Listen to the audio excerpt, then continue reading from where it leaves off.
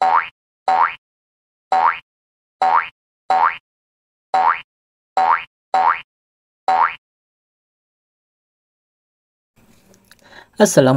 warahmatullahi wabarakatuh. Halo kawan-kawan semua, bertemu lagi bersama saya Nar di channel Ewako13. Apa kabar kalian semua? Dimanapun kalian berada, Nara doakan semoga kita semua dalam keadaan yang baik-baik saja. Baiklah kawan-kawan, tanpa berlama-lama lagi, mari kita lanjutkan ceritanya.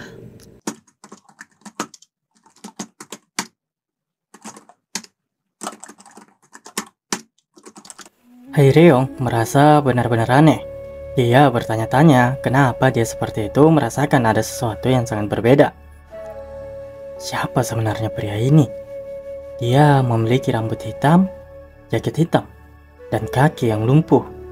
Dia sepertinya agak familiar untuk beberapa alasan, ucap Haireong yang terus memandangi Damho yang berjalan jauh darinya. Hingga akhirnya ada seorang pria yang memanggil dan mendatanginya. Haireong bertanya bagaimana cara pria itu menemukannya. Saya telah mencari Anda kemana-mana. Dia adalah Muk Il-guang, pengawal Huang Haireong. Orang-orang di sana terlihat cukup takut dengan kehadiran Muk Il-guang. Seorang pria besar yang memegang kapak raksasa. Tatapannya begitu menakutkan. Mukil sedikit bertanya-tanya dengan tatapan orang-orang padanya. Apakah saya sedikit terlihat? Tanyanya pada Haireong. Hah? Sedikit? Terserah. Inilah mengapa aku berusaha keras untuk menjauh darimu, jawab Haireong. Haireong sudah menyuruh Mukil agar tidak datang ke kota. Namun Mukil tidak memiliki pilihan lain. Mukil juga menyampaikan bahwa pergerakan penduduk desa air hitam sangat tidak biasa. Haireong bertanya apa maksudnya. Il-guang menjelaskan kalau mereka tampaknya berpikir saat ini adalah kesempatan terbaik. Bandit harimau emas dan rusa putih memiliki pikiran yang sama. Kita tidak tahu berapa banyak bandit gunung yang bergabung dengan bandit air hitam. Berapa banyak waktu yang tersisa? Tanya Haireong. Kita masih punya sedikit waktu luang, tapi kita harus pergi secepat mungkin ke bandit gunung. Baiklah, tapi sebelum itu, aku punya sesuatu yang harus aku lakukan, balas Haireong. Kita ke penginapan angin barat, di mana Damho merasa sesak karena begitu banyak pengembara yang berdatangan. Yunwon dan Damho bertemu kembali di penginapan ini. Temanku, bagaimana dengan satu putaran? Tawar Yunwon. Tidakkah kamu ingin tahu tentang hasil antara aku dan Feng Mahyong? Kekuatan Feng Mahyong tidak bisa mengalahkan Kumuriong. Setelah bersaing dengan kalian berdua, aku dapat memberitahumu tidak berarti lebih rendah, balas Damho. Hahaha. Sepertinya kamu tahu cukup banyak, ucap Yunwon. Bukankah kamu mengatakan kamu akan pergi ke Sungai Yuan? Tanya Damho. Aku sudah pergi, mungkin karena ada begitu banyak orang, tetapi tempat itu tampak seperti pasar tenaga kerja. Bahkan ada orang dari sekte Cheongsun dan juga Gonryong. Ya, mereka benar-benar langka untuk terlihat, jawab Yunwon. Kakak, kamu kembali lebih awal, ucap Jinbo yang mendatangi mereka berdua. Kamu siapa? Tanya Yunwon. Yunwon mengatakan jika Jinbo juga adalah teman Damho, maka Jinbo juga akan menjadi temannya. Apakah kakak punya teman ya sebelumnya? Gumam Jinbo. Apakah kamu minum tanpa cemilan? Aku harus menyiapkan beberapa makanan ringan untukmu, ucap Jinbo. Tidak lama kemudian, Yunso datang untuk mencari Jinbo. Namun yang pertama dia lihat adalah Damho. Kapan kamu kembali? Baru saja. Dan siapa nih? Tanya Yunwon. Jinbo, aku turun karena aku sedikit lapar, ucap Yunso. Kerja bagus, balas Jinbo. Kalian berdua? Bagaimana kalian berdua? Ucap Yunwon sembari tertawa. Begitu peka orang ini kawan-kawan. Yunso mencoba menjelaskan bahwa itu tidak seperti yang terlihat. Kamu bilang apa? Hahaha. Aku hanya mengatakan itu tidak seperti itu, balas Yunso. Oh, oke, baiklah, aku mengerti. Balas Yunwon yang sepertinya sangat puas membuli kedua bocah itu. Yunso terlihat pasrah dan hanya menghela nafas panjang. Tapi mau bagaimana lagi? Siapa kamu? Tanyanya. Kau ini sangat terburu-buru. Aku temannya Damho, dan itu berarti akan membuatku menjadi kakakmu juga. Jangan buat aku tertawa, balas Yunso yang diiringi batuk salting dari Jinbo. Siapa kakakku? Ucapnya dan tentu saja mengoceh panjang lebar di dekat telinga Yunbon. Sang autor lalu membawa kita ke kapal yang sedang dinaiki oleh rombongan Gunung Hua. Para penumpang juga bertanya-tanya mengapa begitu banyak seniman bela diri yang membanjiri Yu yang belakangan ini.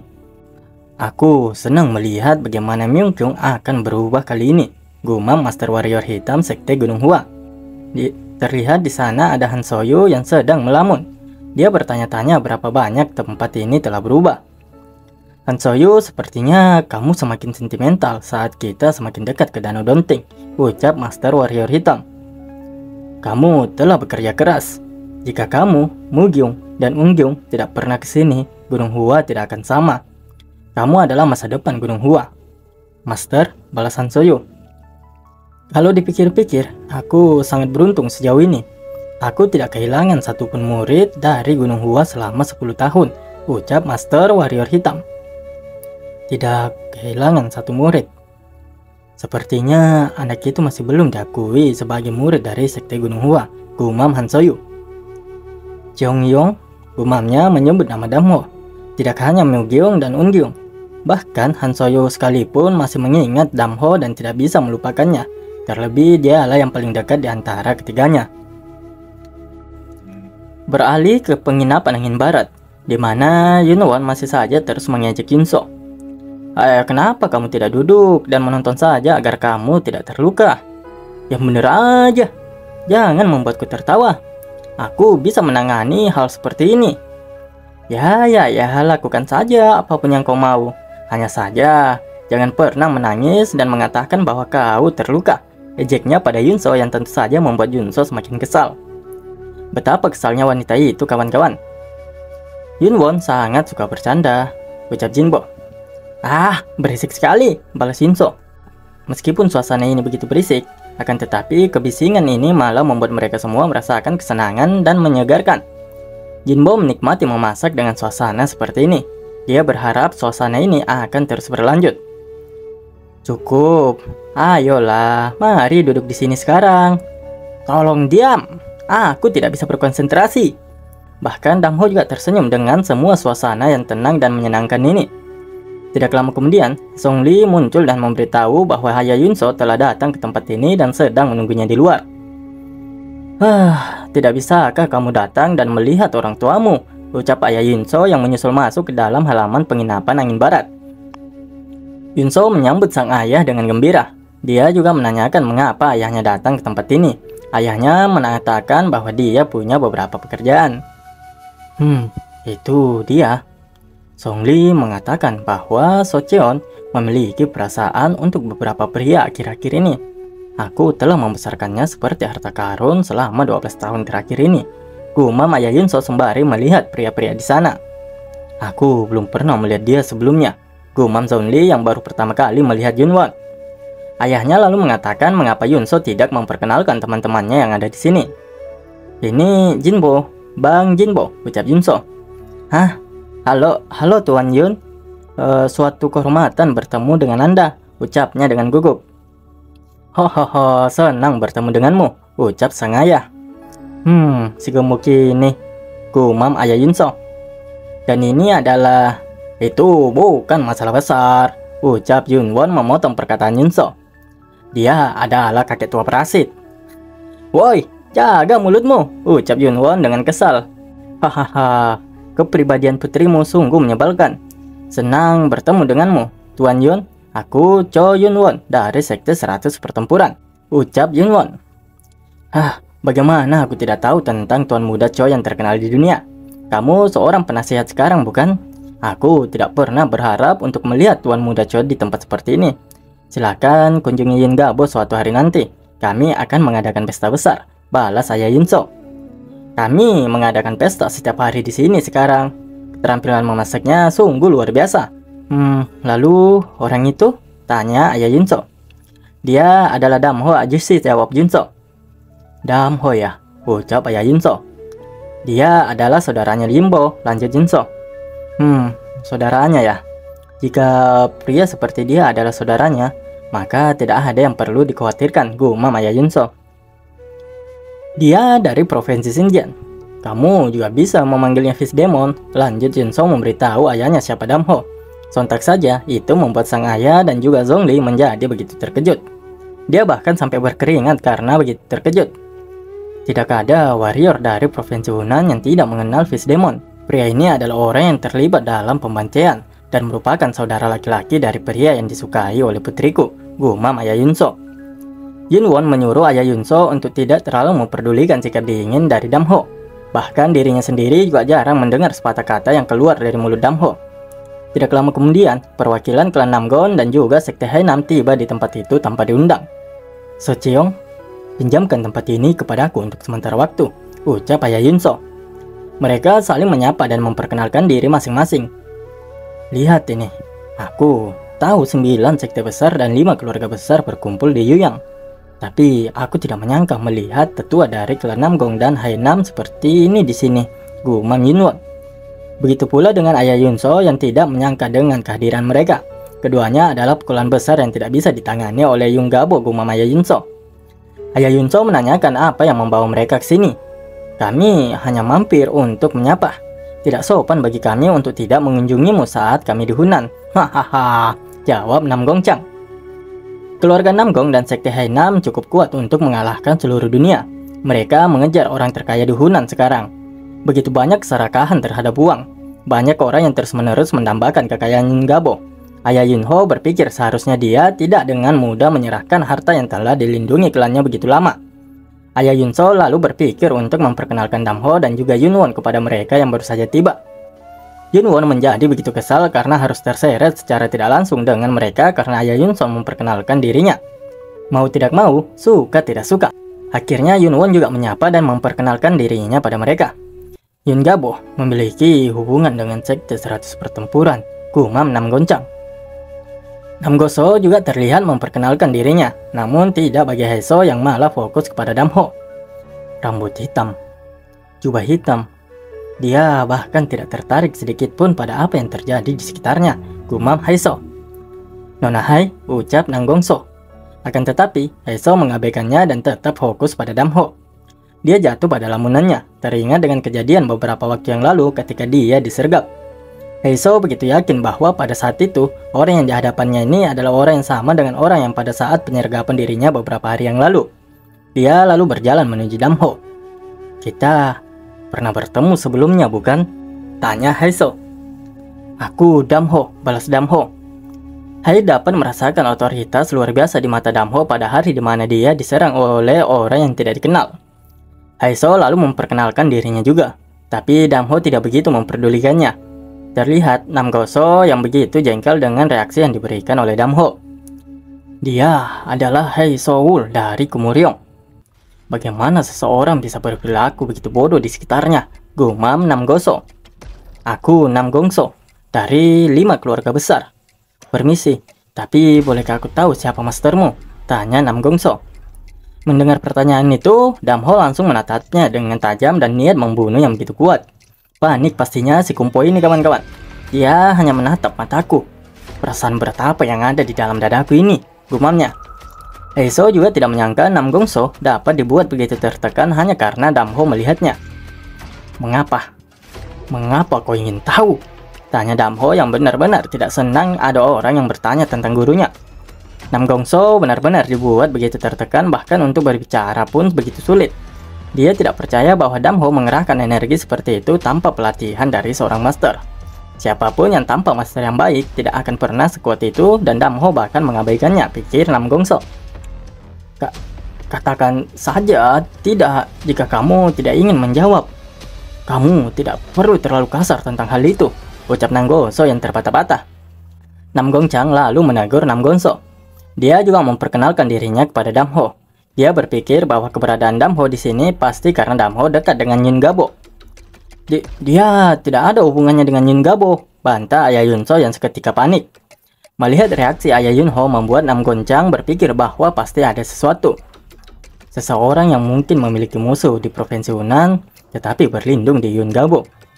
Jika itu adalah seseorang yang tidak bersenjata seperti dia, aku pasti akan mengenalinya. Rumor yang kudengar baru-baru ini. bahwa seorang pria sendirian menghancurkan Socheon Sanjang, bahkan beruntung di camp Gunung Hongam. Dikabarkan bahwa dia baru saja memasuki provinsi Hunan dan sedang melakukan pembunuhan. Mungkin insiden terakhir di sekte Gunung Heng adalah membunuh Raja Monjo. Apakah kamu the Bloody Star of Xingjia? Tidak. Mungkin lebih baik memanggilmu sebagai Fish Demon. Aku tidak menyangka akan bertemu Fish Demon di tempat seperti ini, ucap Namgongchang. Tentu saja ucapan Namgongchang itu membuat Haiso, Namgongso, dan bahkan Oh Gon Ai menjadi begitu terkejut. Apakah itu penting? Tanya Damho. Ini penting. Kamu telah melakukan pembantaian tanpa alasan, dan cukup untuk menimbulkan kemarahan seluruh murim. Si bangsat dari mukanya aja memang taek lah orang satu ini. Damho tentu saja tersenyum dan tertawa kecil mendengar pernyataannya itu keluar dari mulut si bedeban Namgongchang itu. Pembantaian tanpa alasan, ucap Damho. Ya, melihat perjalananmu sejauh ini, kamu telah membunuh begitu banyak orang sehingga tidak salah menyebutmu iblis. Jika tidak mendesak, aku tidak akan mengatakan apa-apa jika seluruh murim mengejarku, balas si bedeban Namgongchang dengan santainya. Rasanya seperti kamu akan menggunakan jawabanku untuk melawanku nanti ketika ada kesempatan, ucap Damho. Tergantung bagaimana sikapmu. Ketika kamu tidak ingin dunia mengejarmu, gunakan kekuatanmu untuk melakukan hal yang benar, ucap si Namgongchang. Bukankah menurutmu begitu? Betul sekali, jawab Gon Ai membenarkan ucapan dari Namgongchang. Namgongchang mengatakan bahwa akan ada perubahan besar pada murim segera. Itu akan membutuhkan banyak kontribusi dari semua orang. Jika kamu menggunakan kekuatanmu untuk kebaikan yang lebih besar, maka kecurigaan padamu akan hilang, ucap Namgongchang memojokkan Damho. Kamu ingin aku menjadi anjing pakuanmu kan? Balas Damho. Beraninya kau, jawab si Kumpo 2. Namgongso ingin mengeluarkan pedangnya, namun dihentikan oleh Namgongchang. Bagaimanapun, kamu adalah orang yang kuat. Itulah jenis tekad yang kamu butuhkan untuk bertahan hidup di dunia yang begitu keras ini. Tapi, hati-hati anak muda. Dunia adalah sesuatu yang berubah dengan cepat dan tidak ada yang bisa memprediksinya, ucap Namgongchang. Damho hanya mengiyakan ucapannya. Namgongchang lalu mengajak Kaya Yunso dan yang lainnya untuk masuk mengobrol karena tempat itu bukan tempat yang tepat untuk menceritakan sesuatu yang penting. Namgongso lalu berbicara pada Namgongchang melalui telepati. Paman, kau akan meninggalkannya begitu saja. Sekte Namgong akan menjadi bahan tertawaan jika kamu melakukan ini, ucap Namgongso. Tempatkan bayang-bayang dunia padanya, balas Namgongchang. Kamu ingin melihat apa yang bisa kulakukan ya, balas Namgongso. Awasi dia sekarang. Dia bisa digunakan di masa depan, balas Namgongchang. Setelah serangan surga, seorang pria berlumuran darah muncul. Bukankah itu menjadi skenario yang hebat? Ucap Namgongchang. Haiso menyadari keduanya sedang berbicara menggunakan telepati, akan tetapi dia hanya diam dan tidak bereaksi sama sekali. Surga membantu orang buta. Kambing hitam muncul di waktu yang tepat. Hahaha, ucap Namgongchang yang tertawa licik. Namgongchang dan para tetua kini telah memasuki penginapan dan meninggalkan para anak muda di luar. Ada keheningan canggung di antara mereka yang tertinggal di halaman luar. Astaga, aku benci ketegangan di udara, gumam Yunwon. Ini sangat canggung, ucap Yunso yang diikuti batuk dari Yunwon. Damho lalu memanggil Jinbo dan mengatakan bahwa semuanya pasti sedang lapar. Jinbo yang mengerti maksud Damho pun berniat melanjutkan masaknya. Jinbo pasti sangat suka memasak. Dia tahu semua kemungkinan masa depan dan mengikuti langkah yang benar. Dia keren sekali, gumam Yunso. Haiso yang memperhatikan Jinbo juga dibuat begitu kagum dari sudut pandang seorang warrior. Dia sangat terampil menyiapkan ikan. Dia juga memiliki fokus yang tinggi terlepas dari semua gangguan di sekitarnya. Konsentrasinya sungguh luar biasa. Jika dia mampu menguasai ilmu pedang, dia akan menjadi pendekar pedang yang hebat. Tidak lama kemudian, Jinbo telah selesai dengan masakannya. Semua orang juga memuji masakan itu yang memiliki aroma begitu lezat. Ketiganya lalu mulai makan dan terlihat mereka yang begitu menikmati masakan yang dihidangkan oleh Jinbo. Jinbo yang melihat Haiso dan Namgongso hanya berdiri diam lalu mengajak mereka berdua untuk bergabung dan makan. Haiso tidak menolaknya. Dia juga mengajak Nam Gongso untuk ikut gabung. Aku tidak akan memimpikannya. Aku tidak ingin duduk dengan orang-orang yang tidak tahu tata krama. Bangsat, memang dia ini. Yang ada yang tidak punya tata krama malah dia bangkit. Terlihat Haiso yang sudah bergabung dengan yang lainnya. Namun Nam Gongso masih berdiri sendiri. Jinbo berniat untuk mengantarkannya makanan. Silakan coba ini. Sepertinya itu baik jika kamu memakannya beberapa, ucap Jinbo sembari menyodorkan sepiring makanan. Lihat orang ini. Ya pikir aku siapa? Gumamnya dengan kesal. Nam Gongso langsung memukul tangan serta piring makanan yang Jinbo tawarkan. Mengapa? Tanya Jinbo. Betapa konyolnya. Apakah kau merasa kasihan padaku? Ucapnya yang menjatuhkan makanan itu. Kenapa kau membawakan sampah ini? Bentak Nam Gongso. Terlihat Damho yang seketika moodnya langsung berubah. Nafsu makannya hilang seketika. Bukan begitu, ucap Jinbo terbata-bata. Jika bukan itu, lalu apa? Bentaknya pada Jinbo. Apakah kau pikir aku akan makan jika kamu membawakan makanan seperti ini? Pria rendahan sepertimu yang tidak tahu apa-apa tentang itu. Apakah kau berpikir aku akan makan makanan murah seperti ini? Lanjutnya yang terus memarahi Jinbo. Nam Gongso, teriak Haiso. Jinbo, ucap Yunso. Nam Gongso terus saja membentak Jinbo dan tidak memperdulikan yang lain. Orang itu, dia bahkan dengan tegas melepaskan perasaannya tentang Haiso ke Jinbo, gumam Yunwon. Nam Gongso meraih baju Jinbo dan mencekramnya. Beraninya kau kasihan pada aku. Tidak seperti itu, balas Jinbo. Kau akan bangun ketika aku memberimu pelajaran, ucap Nam Gongso. Dia lalu mengangkat pedangnya bersiap untuk menghajar Jinbo. Lepaskan tangan itu. Terdengar suara Damho yang menyuruhnya untuk melepaskan Jinbo. Apa? Teriaknya pada Damho dan semakin kuat mencengkeram Jinbo. Dia tidak hanya tidak melepaskan cengkeramannya, dia bahkan mengalirkan energinya yang membuat Jinbo menjadi begitu kesakitan. Apa yang baru saja kau katakan? Lepaskan tangan itu, sebelum aku mematahkan pergelangan tanganmu, ucap Damho yang sudah begitu kesal. Apa? Kau ingin mematahkan pergelangan tanganku? Ayo sini, ayo, lakukan, ucapnya begitu boroh. Sementara itu terlihat Jinbo yang sudah sangat lemas karena energi yang begitu kuat yang dialirkan oleh Nam Gongso. Ya Tuhan, itu adalah seni jiwa tanpa akhir. Teknik kuat dari klan Namgong. Seorang anak yang tidak tahu seni bela diri tidak akan tahan dengan kekuatan yang bahkan tidak bisa ditangani oleh Master Puncak Murim, gumam Haiso. Tuan Muda Namgong, hentikan! Teriak Haiso menyuruh Nam Gongso untuk melepaskan Jinbo. Sebelum kalimat Haiso selesai, Damho sudah melompat ke arah Namgong dengan cepat. Mampus kau bangke, kampret borok kumpul berdebak. Emosi aku cocok. Bangke. Ada aja karakter-karakter kayak dia. Sudah apa? Sudah gigiku sakit. Sayonara, Wako 13. Wassalamualaikum warahmatullahi wabarakatuh.